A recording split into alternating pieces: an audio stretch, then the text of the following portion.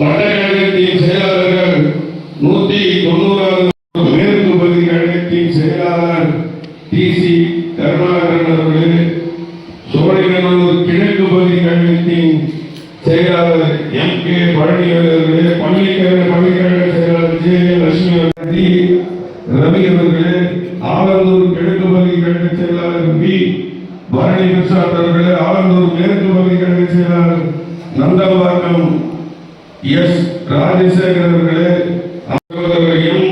R. Naresh Kumar அவர்களே, குன்றத்தூர் தெற்கு ஒன்றிய கழகத்தின் செயலாளர், குளப்பாக்கம் ஒன்றிய கவுன்சிலர் அருமை சகோதரர் கே.பி. ஏசுபாலு அவர்களே, குன்றத்தூர் வடக்கு ஒன்றிய கழக செயலாளர் அருமை தம்பி ஏ.என். பூபதி அவர்களே, பரங்கிமலை கிழக்கு ஒன்றிய கழக செயலாளர் எம்.பி. கண்ணா. கூட்டம் எதற்காக கூட்டப்பட்டது என்றால், கழகத்தின் பொதுச் செயலாளர் வருங்கால முதலமைச்சர் அருமை அண்ணன் வருகிற 28ஆம் தேதி ஞாயிற்றுக்கிழமை பெருங்குடியில் உள்ள எம்ஜிஆர் சாலையில் மக்களை காப்போம், தமிழகத்தை மீட்போம் என்ற திராவிட முன்னேற்ற கழகத்தை வீட்டுக்கு அனுப்புவோம் என்ற எழுச்சி பயணத்தை சென்னையில் துவங்க இருக்கிறார். அதற்காக வருகிற 28ஆம் தேதி இந்த எழுச்சி பயணம் துவங்குவதற்கு கழகத்தின் பொதுச் செயலாளர் அருமையான பொறுப்பாளரிடத்திலும் என்னிடத்திலும் சொல்லியிருக்கிறார். அதற்காக உங்களிடத்திலே கூட்டி இந்த தகவலை சொல்கிறோம். நீங்கள் ஒவ்வொரு மாவட்ட வாரியாக பகுதியில் இருக்கிறவங்க வட்டக்கழக செயலாளர்கள் திரளாக குடும்பமாக வந்து அண்ணனுடைய எழுச்சி பயணத்தை வெற்றிகரமாக நிகழ்ச்சியை ஏற்பாடு செய்து இந்த வரவேற்பு திராவிட முன்னேற்ற கழகத்தை வீட்டிற்கு அனுப்புவது சென்னை புறநகர் மாவட்டம் உறுதியாக இருக்கிறது என்று தெரியப்படுத்த வேண்டும். நீங்கள் அனைவரும் ஒவ்வொருத்தரும் பக்கத்தில் இருக்கிற நிர்வாகிகள், பொதுமக்கள், வியாபாரிகள், தொழிலாளர்கள் அனைவருக்கும் இதை எடுத்து சொல்ல வேண்டும். சொல்லி இந்த தமிழ்நாட்டினுடைய அவலங்களை, இந்த தமிழ்நாட்டினுடைய விலைவாசி உயர்வுகளை கட்டுக்கோப்பாக வைத்துக் கொண்டிருந்த மாண்புமிகு அம்மாவுடைய ஆட்சி மீண்டும் 2026 ஏப்ரல் மாதம் மீண்டும் முதலமைச்சர் அண்ணன் எடப்பாடி மீண்டும் வருவது உறுதி. எங்கு பார்த்தாலும் எழுச்சி, மக்கள் எல்லாம் பேச்சு. அண்ணா எப்ப நான் வருவீங்க, எப்பனா எங்களுக்கு வந்து முதலமைச்சரா அவங்களை பார்க்க முடியும் கேள்வி கேட்கிறாங்க. தாய்மார்கள், பெரியவர்கள், தொழில் செய்கிறவர்கள் அனைவரும் எழுச்சியாக இருக்கிறார்கள். அதனால நீங்கள் அனைவரும் வருகிற ஞாயிற்றுக்கிழமை சுமார் 6 மணிக்கு அவருடைய பாயிண்ட் கொடுத்திருக்காரு. அந்த பாயிண்ட்டுக்கு வருவதற்கு அண்ணன் இருக்கிறார். நீங்கள் அனைவரும் இதுவே உங்களுடைய இந்த கூட்டத்தின் வாயிலாக உங்களுக்கு சொல்வது தகவலாக எடுத்துக்கொண்டு உங்கள் அனைவரும் நானே இருக்கிற பகுதி செயலாளர்கள், பொறுப்பாளர்கள், மாவட்ட நிர்வாகிகள், ஒன்றிய கழக செயலாளர்கள், வட்ட கழக செயலாளர்கள் அனைவரும் உங்கள் வீடு ஏறி வந்து உங்களை கூட்டதாக இதை அழைப்பாக ஏற்றுக்கொண்டு நீங்கள் அனைவரும் வட்டத்துக்கு எவ்வளவு பேர் என்று வர வேண்டும் என்று நீங்கள் லிஸ்ட் கொடுத்து இந்த லிஸ்டை அண்ணனிடத்திலே கொடுத்து அண்ணன் பிரமிச்சு போய் இருக்கிற மாவட்டங்களிலே இல்லாத அளவுக்கு சென்னை புறநகர் மாவட்டத்தின் சோழிங்கநல்லூர் மிகப்பெரிய கூட்டத்தை காட்ட வேண்டும் என்று அவர் இங்க மட்டும் இல்லை, எங்கெங்கெல்லாம் சென்னையில போறாரோ நம்மளுடைய சோழிங்கநல்லூர்ல வந்த கூட்டத்தை பெருமையாக பேசுவார் என்று இந்த நேரத்தில் சொல்ல கடமைப்பட்டிருக்கிறேன். அதே போல் நீங்கள் அண்ணன் வந்து திருப்பூருக்கு போயிட்டு திருப்பூர்ல தான் வராது. அதனால அந்த பக்கம் சோழிங்கநல்லூர் கிழக்கு பகுதி கழக செயலாளர்கள், கிழக்கு பகுதிக்கு உட்பட்ட வட்ட கழக செயலாளர் இருக்கிறாங்க. மாவட்ட நிர்வாகம் அங்கேயே பேனர் வைக்கிறது, கொடி போறது நீங்க போட்டுக்கலாம். அதுக்கு அடுத்தது சோழிங்கநல்லூர் மேற்கு பகுதி அடுத்து வருது, அவரும் பேனர் வைக்கிறது, கொடி போடுறது. ஃபர்ஸ்ட் வந்து அண்ணன் வந்து 4 மணிக்கெல்லாம் திருப்பூருக்கு போயிடுறாரு. போயிட்டு அப்படிக்கான வராது. அதனால அந்த சைட்ல இருந்து வச்சுக்கலாம். அது எந்த ஒரு தடையும் இல்லை. அதே போல வந்து அடுத்தது மத்திய பகுதி இருக்குது, சோலைநல்லூர் மத்திய பகுதி, அவங்களும் பேனரு ஒளிப்ப போட்டுருவாங்க. அதுக்கு அடுத்தது வந்து சோலைநல்லூர் தெற்கு பகுதி இருக்குது, அவங்களும் போட்டுருவாங்க. இதையெல்லாம் அந்த ரோட்ல போட்டாலும் நம்ம வச்சுக்கலாம். அது மட்டும் இல்லாமல் அந்த ஓஎம்ஆர் ரோட்ல எங்க வேணாலும் யார் வேணாலும் சொல்லிட்டு வச்சுக்கலாம், எந்த ஆட்சியும் கிடையாது. அதுக்கு வந்து வழக்கறிஞர் பிரிவு ஒரு அமைப்பு ரெடி பண்ணிக்கிறோம். எங்க ஏதாவது வச்சு எதாவது பிரச்சனை உங்களுக்கு வந்து சார் பண்ணி கொடுக்கறதுக்கு போலீஸ் அனுமதி கூட வாங்கியிருக்கிறோம். நீங்க கூட இருந்து வச்சுக்கலாம், எந்த ஒரு இடத்தையும் கிடையாது. அதே போல போஸ்டர் ஒட்டலாம், விளம்பரம் கொடுக்கலாம், ஆளுங்களை கொண்டு வரணும், லேடிஸ்ல குறிப்பா கொண்டு வரணும், அண்ணாவரத்தை சொல்லி கொடுக்கணும். அப்பதான் வந்து இந்த திராவிட முன்னேற்ற கழகம் இவ்வளவு 4 வருஷம் இல்லாமல் மாண்புமிகு புரட்சி தலைவி அம்மா அவர்கள் சிந்தனையை ஒதுக்கி உலகத்தில் எந்த தலைவர்களுக்கும் எந்த முதலமைச்சருக்கும் யாருக்கும் ஒதுக்காத லேப்டாப் மடிக்கணினியை ஏழை எளிய மக்களுக்கு வழங்கியதை இன்றைக்கு ஆளும் திராவிட முன்னேற்ற கழகத்தினுடைய முதலமைச்சர் 10 லட்சம் பேருக்கு லேப்டாப் கொடுக்கிறேன்னு சொல்லி இப்பதான் ஆர்டர் கொடுத்துருக்காரு. இன்னும் வந்து 1 மாசம் 1.5 மாசத்துல வந்து தேர்தல் வந்து கடன் பண்ற போது அவர் எப்படி கொடுப்பாரு என்னன்னு தெரியல. அதுவும் கொடுக்கறது எந்த மாதிரி கொடுக்கிறாருன்னு கேட்டா, கடைசி நம்ம கொடுத்தது வந்து 10வது 11வது படிச்சவங்களுக்கு கொடுத்தோம். அப்பத்துல இருந்தே லேப்டாப் படிச்சிருக்கோம். 12வது படிச்சவங்களுக்கு கொடுத்துருக்கிறோம். அதுக்கப்புறம் காலேஜுக்கு போனா first year second year third இயருக்கு படிச்சுட்டு அவங்க வேலைக்கு போகும்போது ஒரு தயார் நிலையில வேலைக்கு போவாங்க, அவங்களுக்கு வேலை கிடைக்கும். இப்ப லாஸ்ட் வருஷம் கொடுக்குறாங்க. இது அத்தனையும் மோசடி, ஏமாத்து, அனைத்தும் போர்ஜன். 420 525 வாக்குறுதி கொடுத்து மக்களை ஏமாத்துறாங்க. இது அம்மாவையும் புரட்சி தலைவரை டச் பண்ணாம இந்த நாட்டில் இனி அரசியலே பண்ண முடியாது. எந்த கட்சியாக இருந்தாலும் நீங்க யோசித்து பாருங்க. இன்னைக்கு எத்தனையோ கட்சி வருது, வரும்போது ஒரு வார்த்தை, மேடைக்கு மேடை ஒரு வார்த்தை, கடைசியில் முடியல போது புரட்சி தலைவரை எம்ஜிஆரை வைத்துக் கொண்டு புரட்சி தலைவி அம்மாவுடைய பேரை சொல்லிதான் கட்சி நடத்த முடியும். அவங்களாம் சொல்லிக்கதான் முடியும். நம்மளாம் அவங்களுடைய உறவு, அவங்களுடைய தொண்டர்கள், அவங்களால போட்டு ஒரு பதவியால தான் நம்ம இந்த மேடையில் இருக்கிறோம். அம்மா பேரை சொன்னா தமிழ்நாடு இந்தியா முழுவதும் புரட்சி தலைவர் எம்ஜிஆர் புரட்சி தலைவர் அம்மானா இந்த நாட்டில் தெரியாதவங்களே கிடையாது. இன்னும் இந்த நாட்டில் தெரியாதவங்க தமிழ்நாட்டில் கட்சி நடத்தி கொண்டிருக்கிறார்கள். அதுக்கெல்லாம் அவசியமே கிடையாது. அதே போலதான் எடப்பாடி அண்ணன் இன்னைக்கு சுயநலத்துக்காக கட்சி நடத்தல, சுயநலத்துக்காக பதவி வரல, பொது நலத்துக்காக இந்த நாட்டினுடைய மக்களுக்காக கட்சியுடைய தொண்டர்களுக்காக தன்னை வருத்திக் கொண்டு ஒவ்வொரு இடமாக பிரச்சாரம் செய்து கொண்டிருக்கிறார். தமிழ்நாட்டில் இருக்கிற 234 தொகுதிகளில் 175 தொகுதி பிரச்சாரம் வெற்றிகரமாக முடித்து ஒரு சின்ன சலசலப்பு இல்லாமல் இவ்வளவு பெரிய கட்சியை 2.5 கோடி தொண்டர்களுடைய எழுச்சி பயணத்தை வெற்றிகரமாக முடிச்சிருக்கிறார். இன்னும் இருக்கிற சென்னை, வந்து சேலம், இது போன்ற செங்கல்பட்டு, காஞ்சிபுரம் தான் கொஞ்சம் முடிக்க வேண்டியது. இதையும் அவருடைய திட்டத்தை வெற்றிகரமாக முடித்து 2026 மீண்டும் முதலமைச்சர் வருவது இந்த எழுச்சி பயணம் வெற்றிகரமாக முடியும். அதே போல ஆல் பாஸ் போட்டுக்கிறாரு, அதையெல்லாம் நீங்கள் எடுத்து சொல்ல வேண்டும். நம்ம சொல்றதுக்கு கூச்சப்படணும், நம்ம பேசுறதுக்கு கூச்சப்படணும், நம்ம அதை பத்தி பகிர்ந்துக்கிறதுக்கு கூச்சப்படணும். ஆனால் ஏன் இந்த கட்சிக்கு சம்பந்தம் இல்லாத மாணவர்கள் வந்து நாங்க ஆல் பாஸ் போட்டாரு, எடப்பாடி ஓட்டு போடுவேன்னு சொல்லி எல்லா இடத்திலும் பேசுறாங்க.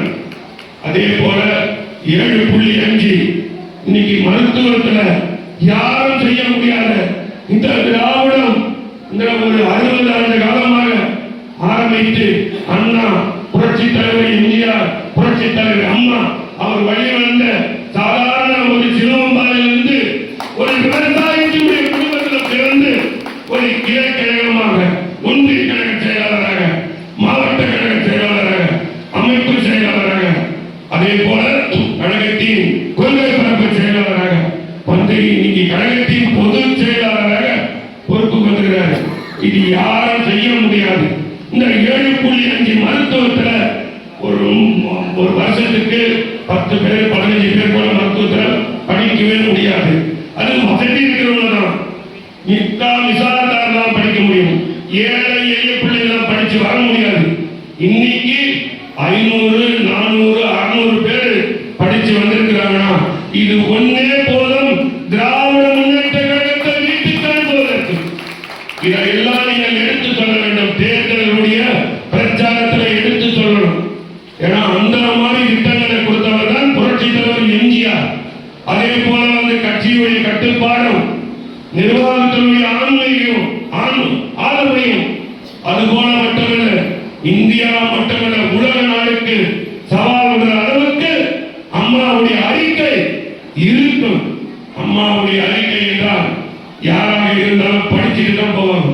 அமைச்சர் இந்த திராவிட முன்னேற்றத்தில் எழுந்து நின்று 10 வருஷத்துக்கு முன்னாடி என்ன பேசுவாங்க, இப்ப என்ன பேச போறாங்க, அடுத்த 5 ஆண்டுகள் என்ன பேச போறாங்க, எல்லாருடைய பேப்பர் எடுத்து தான் வருவாங்க. அது போல கேள்விகளை கேட்கக்கூடிய தலைவி தான் நம்ம புரட்சி தலைவி அம்மா.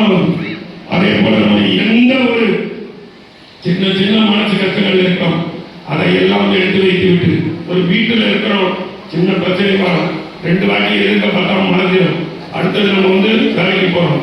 இது போன்ற சாதாரண கட்சி கிடையாது, மிகப்பெரிய அதிமுக இந்த நாட்டில் எத்தனையோ கட்சிகள் இருக்கிறது. அத்தனை கட்சிகளுக்கும் ஒரு முதன்மையான ஒரு தலைமையாக வலுவாக உறுப்பினர் அதிகம் கொண்ட, எம்எல்ஏ அதிகம் கொண்ட, அமைச்சர் அதிகம் கொண்ட, முதலமைச்சர் பதவியில் அதிகம் வகித்த ஒரு கட்சி எது என்றால் அதுதான் அனைத்து இந்திய அண்ணா திராவிட முன்னேற்ற கழகம். அதை யாரும் மிஞ்ச முடியாது. நம்ம ஒன்றா எதிர்கட்சியா இருக்கலாம், ஆனா இங்கே சோழ போயில்லை. இன்னைக்கும் திராவிட முன்னேற்ற கழகம் அஞ்சுகிறது என்றால் யாரை பார்த்தீங்க, அண்ணன் எடப்பாடி அண்ணனுடைய செயலை பார்த்து மிரளுகிறார்கள். இந்த திராவிட முன்னேற்ற கழகம் இதற்காக இன்னைக்கு ஆட்சி கொண்டிருக்காங்க. எல்லா துறையிலும் கூட எல்லா நிர்வாகத்தையும் கட்டமைப்பு இல்லை, திட்டம் இல்லை. அந்த மாதிரி இருக்கு. ஒரே ஒரு இந்த ஆட்சியை வீட்டுக்கு அனுப்புவதற்கு, இந்த ஆட்சியை ஒட்டுமொத்தமாக தோற்கடிப்பதற்கு கர்ண பகவான் என்ற ஒரே ஒரு மழை மட்டும் பெய்து இருந்தால் இந்த திராவிட முன்னேற்ற கழகம் ஆட்சி விட்டு போய் 2 மாதம் ஆயிருக்கும். அந்த அளவுக்கு மனசில் மக்களுடைய மனதில் அவ்வளவு வெறுப்பு இருக்கிறாங்க. அதே போல மின்சார கட்டணம் இருக்கிறது. அது மட்டும் இல்லாமல் சொத்து வரி நிறைய நமக்கு கண்டென்ஸ் இருக்குது. இதை எல்லாம் நம்ம எடுத்து சொல்ல வேண்டும். இதற்கு ஒவ்வொரு வட்டக்கழக செயலாளர்களும் உங்கள் பகுதியில் இருக்கும். ஒவ்வொரு வட்ட செயலாளருக்கு 200 தெருக்கள் இருக்கும். அந்த 200 தெருக்கள் 300 தெருக்கள் எவ்வளவு தெருக்கள் இருக்கிறதோ அதுக்கெல்லாம் நீங்களே பிரச்சார பீடிங்காக இருந்து செயல்பட வேண்டும். நீங்களே தலைமை கழக பேச்சாளராக இருந்து செயல்பட வேண்டும். நீங்களே அண்ணனுடைய நல்ல திட்டங்களை எடுத்து சொல்ல வேண்டும். அவருடைய திட்டங்கள் எத்தனை இருக்கிறது அதையெல்லாம் எடுத்து சொல்ல வேண்டும். இதற்கு எல்லாம் நீங்கள் எந்த இதுக்கும் அஞ்சாதீர்கள், எதற்கும் பயப்படாதீர்கள்.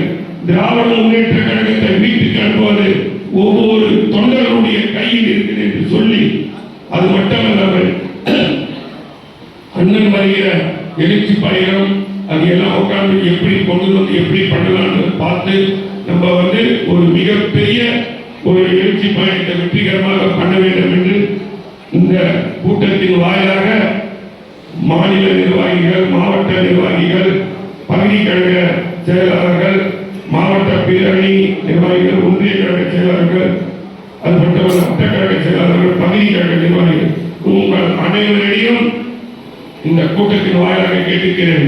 அனைவரும் திரளாக நீங்கள் இந்த கூட்டத்தை வெற்றி பெற செய்ய வேண்டும்.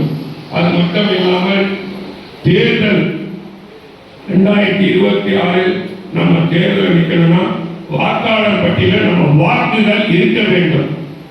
நம்ம எவ்வளவுதான் கூட்டங்கள் நடத்தினாலும், எவ்வளவுதான் மீட்டிங் போட்டு பேசினாலும், எவ்வளவுதான் நலத்திட்டங்களை கொடுத்தாலும், எவ்வளவுதான் நம்ம மக்களை சந்தித்தாலும் நமக்கு வாக்குரிமை இருக்க வேண்டும். நீங்கள் வாக்குரிமை இருக்கிறதா என்று நீங்கள் முதல்ல ஐடென்டிஃபை பண்ண வேண்டும். வாக்காளர் பட்டியல் உங்க பேர் இருக்கான்னு பார்க்கணும். உங்களுடைய மனைவி பேர் இருக்குதா, உங்களுடைய மகள் பேர், உங்களுடைய மகள் பேர், உறவினர் பேர், அப்பா பேர், அம்மா பேர், சொந்தக்காரர், தம்பி, அது போன்றவர்கள், தம்பி சம்சாரம், நமக்கு வாக்களிக்கிறவர்கள் பேர் இருக்குதான் பார்க்கணும். தேவையில்லாதவர்கள் பேர் இருந்தால் அந்த வாக்காளர் பட்டியலுடைய வரிசையில், அந்த வரிசையில் இருக்கிற சீரியல் நம்பரை உடனடியாக இதுவே உங்களுக்கு தகவலாக எடுத்துக்கொண்டு நீங்கள் செயல்பட வேண்டும். நம்ம எவ்வளவுதான் பேசினாலும் வாக்காளர் பட்டியலில் எனக்கு தெரிஞ்சு 25% ஏற்றி தான் வச்சிருக்காங்க. மொத்தம் 7,02,450 ஓட்டு இருந்தது. இப்ப 2,18,000 வாக்குகள் எடுத்திருக்கிறாங்க. 7,00,000 2,18,000 வாக்குகள் எடுத்திருக்கிறாங்க. அதே போல ஆலந்தூர்ல 4 லட்சம் வாக்குகள் இருந்தது, அதுல 2 லட்சம் எடுத்திருக்கிறாங்க. இதையெல்லாம் நீங்க சிந்திக்க வேண்டும், நம்ம செயல்பட வேண்டும். ஏன்னா நம்ம எதிரான கோட்டை விட்டுக்கலாம். தேர்தல் நாடாளுமன்ற தேர்தலில் நம்ம 63 பேர் போட்டோம். ஏன்னா அந்த 63 ஓட்டே உழல, 9 ஓட்டு 10 ஓட்டு ஒன்று இருக்குது. அது தவறு. அதை நம்ம திருத்திக்க முடியல. அதுக்கு தான் இந்த வாக்காளர்கள் முதல்ல இப்போ கொடுக்குறாங்க, ரோல் கொடுத்துருக்காங்க. இதை நம்ம செக் பண்ணி எடுக்கலைன்னா நம்ம எவ்வளோதான் செஞ்சாலும் வாக்காளர்கள் செய்யல. வட்ட செயலாளர்கள், பகுதி கழக செயலாளர்கள் இருக்கிறவங்க அனைவரும் பொறுப்பாளர், பாக முகவர்கள், DL2 எல்லாரும் கவனமாக செலுத்தி இந்த வாக்காளர் பட்டியலை சரி பாருங்க.